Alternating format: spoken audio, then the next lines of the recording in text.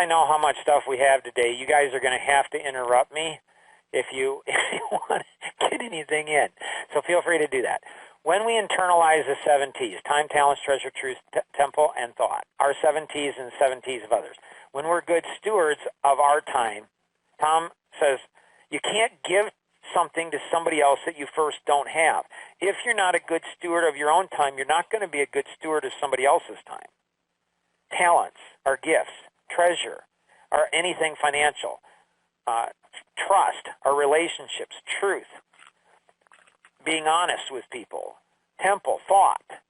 So when we internalize the 7 T's for all those individuals we are connected with, then we will question, listen, see, and think in the most effective way. And when we do this, to go and present a solution, people will buy in. If people do not buy into whatever we're presenting, the solution we're presenting, because of this leverage course, because of the connections we've made through the course, through art, together we'll figure out how to be awakened. Now this is important. So if you look at the left, the do, okay, so we went through that in last lesson. What happens when we do the do, the internalization? Tom discovered this in lesson 3, I think it was. Why don't people, they say they get it, but we really don't.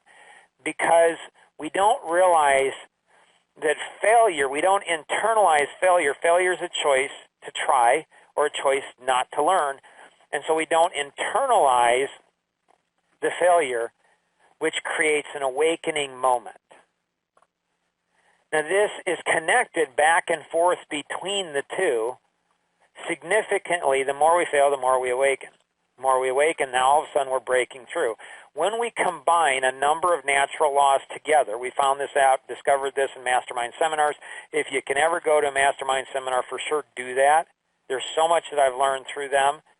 And it was with Tango, one of their employees, and he called it a supernatural law. It's a combination of multiple natural laws. So when we combine a number of natural laws together to create quantum thought, which then gives us the ability to 10x our efforts, or like Tom would say, add a zero, same thing. Now the technology world is catching up to Tom. He said it before they did, which leads to quantum leverage. We call this a supernatural law.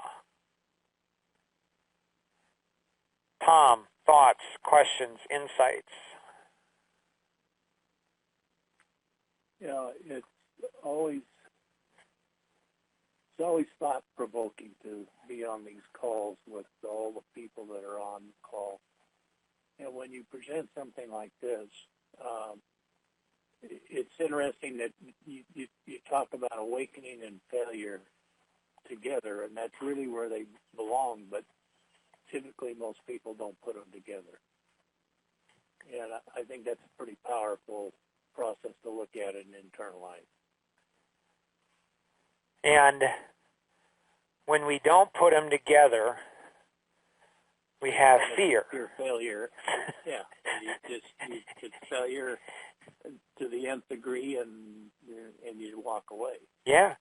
We have fear. To me, of course, the language is important, but to me, anytime I see the word failure, I think of lesson learned. And when you learn something, it builds your confidence, and the confidence, for me at least anyway, I think affords people the opportunity or the ability to venture into the unknown.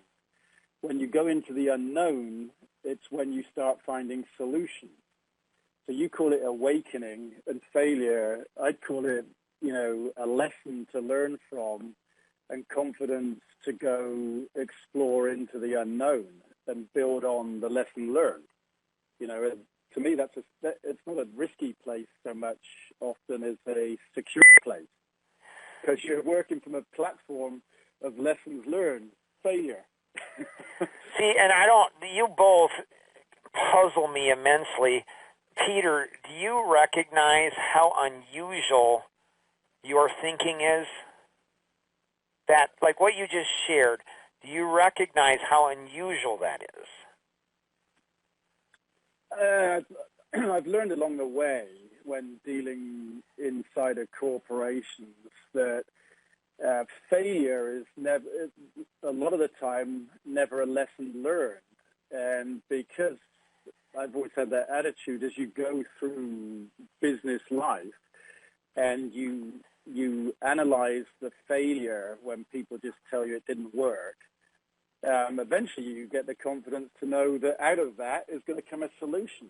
Whereas a lot of people just ignore the lesson learned and don't move any further forward. So over time with practice, you just simply learn to know that there's going to be a way. You're going to have a breakthrough when you start talking about trying to move forward and then listening to the obstacles of failure that have occurred in the past that nobody never owned, so nobody never ever learned. And when you push people back through that, they start awakening, or they start realizing that there's a platform to build on to go forward, right? And that means from that point you go into the unknown, and when you go into the unknown, you find solutions. And it could be anything: capital, efficiency, whatever. So in the Q&A time, we won't take time now, but in the Q&A time, I'm going to ask you both a question so you can think about it. With 7 kids, I think I've taught them the foundation of this since they were born. But I cannot tell you in the 30 years that I've had children on how many times it seems like my kids shoot themselves in the foot and then do it again. I don't understand. And so we won't get into it now because we won't get through it because it's something that's been a puzzle to me. And then with even C-level people at huge companies, I think, did you not see either you or some... 80% of your problems in life talk back, right? So it's not just kids. It's people in businesses and communities in life. And you talked about it many times, about the whole education system. Again, we'll go ahead and nail this whole thing in the Q&A because it's got me intrigued now that I'm a grandfather of 5. I'm gaining some confidence. Quick, if I get to them, I think I can articulate it better and all of those type of things. So it's really cool. The ART system, the atomic ripple reaction tree, I think we've explained this in the past, the origin of it. It was with Emily and myself when we were working with Life Masteries Institute to bring peace to the Middle East. That's when ART was discovered. It was out of, who are 2 people working with Life Masteries Institute? How are we going to bring peace to the Middle East? And it was through ART. This is what is created. It's now expanded into something even more. Through the ART mentoring and buddy system, in only 10 minutes a week, we can leverage the 3 DNAs, internalize that we have 10,080 minutes in a week, and never make an excuse for not connecting with our 2 ART buddies every week. The right 10 minutes a week will give us leverage to make a quantum leap in any area of life that we discover. So when we look at engineered clarity, we look at what the leverage model has evolved into quantum thinking. When you look at this, I don't know what you see, but I see magic. I mean, I see things in here where there's so much wealth, so much beauty. I'm going to be studying and learning from this quantum thinking model for the rest of my life. I've already started to introduce this to my 2-year-old granddaughter.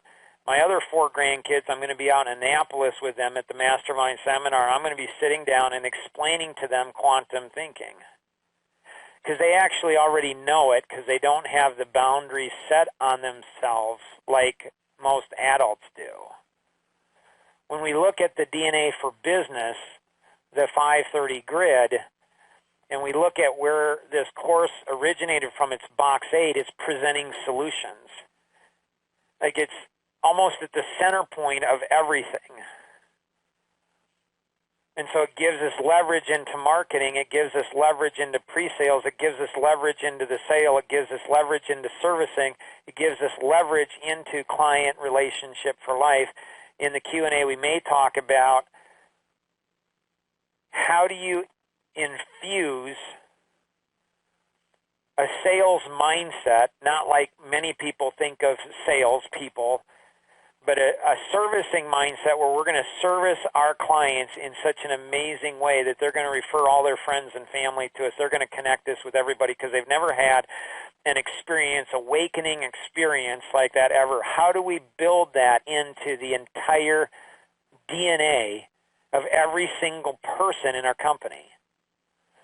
So if we want to make more money, generate more profit, raise more money for great causes, then we must master the 530 grid, the DNA for business. To do this, we must work with somebody who's certified in Action Vision coaching, because it somehow magically, I haven't figured it out in over almost 3 decades now, in how it connects the vision to the actions of not just the C-level individuals, but everybody in the organization. I mean, imagine within any group, any organization that you're participating in, if every single person in that organization discovered their life vision, and then if every single person in that organization combined all their life visions, all their passions together, what would happen?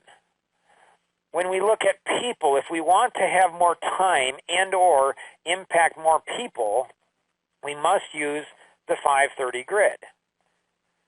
So employ more and better people, create more awareness, bring on more volunteers, anything having to do with people. If you want more people, if you want to connect with more people, if you want more volunteers, if you want more and better employees, if you want any of that, the 530 grid gives you that. To do this, we must work with somebody who's certified in Action Vision coaching. The training and the tools and the systems, literally decades of work, millions and millions of dollars have gone into it. When people first see it, they think, oh, I've seen something like that before. But when you look just another layer or two deeper, you'll say, I've never seen anything like that ever in my life. The whole concept, Peter, we were talking about with Randy and Ski yesterday, and you said something very profound, where this whole concept with very large worldwide companies, it's almost like foreign. Can you articulate and explain that maybe? I can't remember exactly what I said yesterday, as usual, but I mean, the corporations are very rule-based, right? And this isn't, well, it is, but in a different way. Okay, because it depends upon the psychology and the personality of individuals, and there's really not anything in the corporate world that aligns the abilities and the personality of individuals to make the best structure to leverage that human asset. Wow, that was good. That was good. And so we've gone through the DNA for life, the natural laws. There's over 500 of them. Then we went through the DNA for business, and now we're in the DNA for people, which is the personality masteries, and why do we fail? And so the analytic frequency will fail because we overthink things. We are fearful of making mistakes. We don't learn from things we never try or execute. That's profound. If you're high frequency and you've given this thought, you're an expert in this conversation, you'll say there's something that resonates with me. I'm making mistakes, or my team's making mistakes, but we don't even know we're making the mistake because we're not trying. So the analytic doesn't make enough mistakes. The amiable needs to learn how to they don't embrace conflict, so that's why they fail. So the amiable frequency will fail because we try to make everyone happy, prevent conflict, aren't honest and direct, rationalize our own and others' poor choices. Oh, they had a bad day. Oh, they got up early this morning. Oh, they're not feeling good. Or there's always a reason why somebody is not doing what they're doing, and we as amiables don't understand that we're emasculating people. We're hindering them.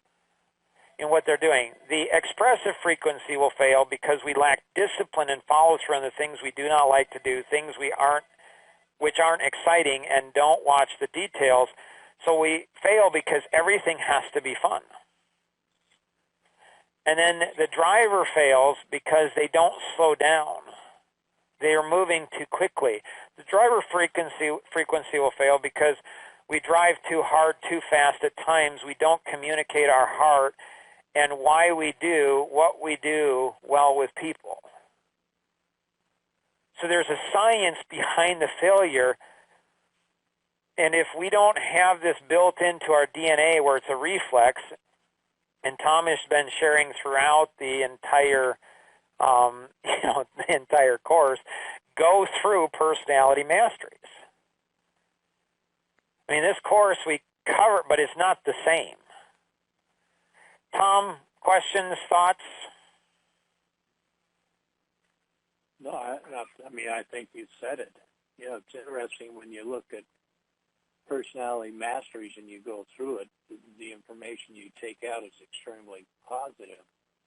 But you hit on going through this piece of it is here, so why we fail is probably more important to understand the personality masteries or what personality I have, because then it would I think if once I internalize it, it would tell me when I'm on a path of failure and how I need to correct it. It does. And so when we look at, to simplify, 3 words to succeed: analytic, give up the details. Don't worry, you'll never do it. It's not that you're going to go ahead and give up all the details. You're just going to give up maybe 10% of them that don't matter, or maybe 97% of them that don't matter. It's slowing you down. Stop caring. Don't worry, you won't stop caring. You won't. You just can't. It's like wired into your very DNA. No matter how much you try, you can't stop caring. But if you cared less, you'll find when you care less about people, you actually care more for them. When you don't baby them, when you don't coddle them, when you don't make excuses for them, when you don't rationalize the behavior and why they're doing what they're doing, and all of a sudden they take ownership and they see success, you'll see, oh my gracious, I'm holding other people back. Give up. Be disciplined now. Give up the fun. What you'll find is you'll find how new things are fun. You'll find new ways of fun. You'll find much deeper fun than what you had. So when we give up what we hold dearest to us, all of a sudden something counterintuitive will happen. The driver, be patient now. I know. What you're thinking is, I am patient, Mark, and it's not working. I get it. Trust me, I get it. But sometimes to gain control, you have to allow people to go out of control and to crash and burn. And sometimes it's tough. Sometimes your kids end up with broken legs. Sometimes people lose jobs. Sometimes companies go out of business because there's too much patience. I remember a couple Thanksgiving ago with Tom. I said, Tom, what's your biggest challenge? He said, Mark, I need more patience. I said, Tom, you don't need more patience. He said, I don't? I said, no. What you need is a system to help people around you to have less patience, and that's how the white paper, Patience, the Silent Killer, was born. So in looking at these different pieces, it's really important how to succeed, gain leverage, the analytics, see the big picture. Think less, act faster, have faith, lose fear. The amiable, you see the future. So embrace conflict, move much faster. The expressive, feel the details. So think more, act slower, trust others more than trust yourself. The driver, sense patience. Go slower to move faster. Again, it's counterintuitive. When I first did this myself, it's like, this is not going to work, and it did. It's like, whoa, that was really cool. Push less, and it'll develop other people. So again, we hope you've enjoyed the leverage and hope you've benefited. If you haven't gotten what you wanted out of the course, it's because you haven't followed the system. It's not your golf clubs that are causing the problem on the links. It's you. Like, it's not the course. The course is rock solid. Decades of work, millions of dollars have been put into it. It's you. Now, you connect with your mentor or get a new mentor. Are you working with your two buddies? Because your two buddies, they're the ones that you're going to learn far more from your mentor, because if you really want to learn something, teach it and being able to go through. So the results, you can go into phase 3 of the white paper library, and that will look at life vision. If you go into phase 4, there's I think 6 white papers, and the biggest challenge is me. Like, what a powerful concept, and looking at it from different areas, different ways. People who talk without intention consume massive bandwidth from not only themselves but others by applying art to anything. As we learn anything then, as a reflex, we become an art mentor and select 2 art buddies. They will help you more than you actually help them. So it's a reflex. I learn something, I teach 2 other people. I see success, I help 2 other people. It's built into the very DNA of leverage, and that's what creates the success. The material's powerful, but the art is the heart and the soul, the DNA behind everything. Make sure you're going in and posting the one word, like what'd you get out of today's lesson, what'd you get out of the course, and then why that one word is so significant to you. Remember that there's 3 other follow-up mechanisms: one-on-one coaching and mentoring, seminars and workshops, mastermind groups that you can participate in.